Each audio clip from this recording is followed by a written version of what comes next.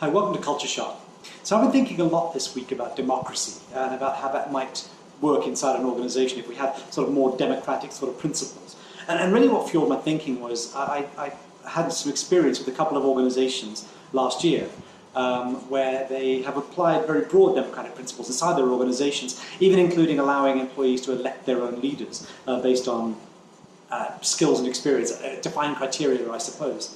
And the thing that was interesting to me is, I mean, obviously none of these things are necessary. That might just be an exercise in chaos as much as it's an exercise in modern styles of management.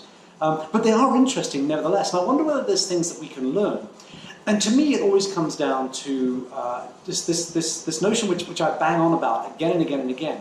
The way we set rules, the way we set policies, the way we write processes, the way we write procedures, all of those sorts of things, and how we actually come to the kinds of decisions that we come to, and what they say about us.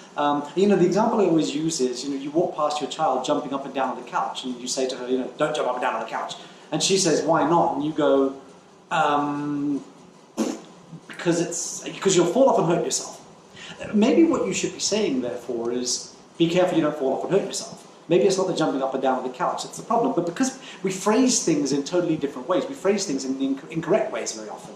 We write rules to achieve a much broader outcome than the specific one we're aiming for. And in so doing, what we do is we suck some of the life, some of the air out of the organizations that we run.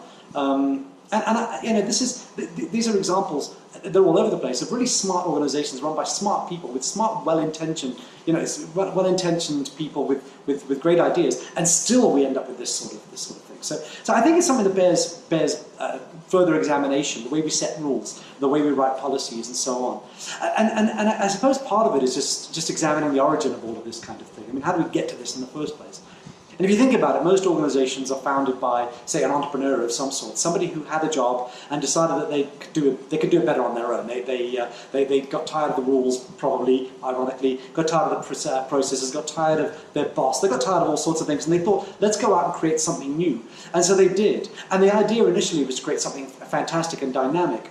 Over time, rules begin to come into play because that's just how we govern things, how we have some sort of controls in our business. But as a business grows, those rules become further and further away from the entrepreneur that founded it. So the philosophy of the organization begins to take on a different flavor. And when you get particularly big, you get professional rule putter-inners. You start hiring in this level of people who are there to put in rules, implement them, HR people or something like that. And so you end up creating a stifling organization. And here's the thing that really that I think bears serious examining. The rules inside organization A look very much like the rules inside organization B and C and D and E, because very often those professional rule putter-inners have come from one organization and moved to another, and without much sort of thought for nuance, they're just implementing the same sorts of rules as they knew worked somewhere else before. And so you have this whole level of things that are going on where rules are kind of put down on people who know that they won't work if only they were asked. Which brings me to this notion of democracy. I'm not going to suggest you elect leaders, but what I think might work for you this year, worth bearing in mind and worth examining a little bit, is whether or not before we start putting rules in place, new processes, new procedures, new policies, if we don't just taste test those with the people who are going to be most affected by them, people inside the organization, if we don't have some sort of a focus group where we can sit down with them and say, this is the problem we're trying to solve, this is how we think we should solve it, what do you think?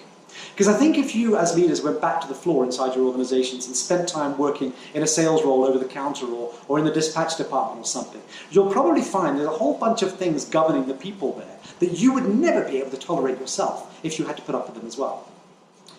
That might be a decent or a worthwhile exercise in democracy as you plow through this year and hopefully have tremendous success. Anyway, that's food for thought for me. Hope it's food for thought for you as well. And I hope you have a fantastic week.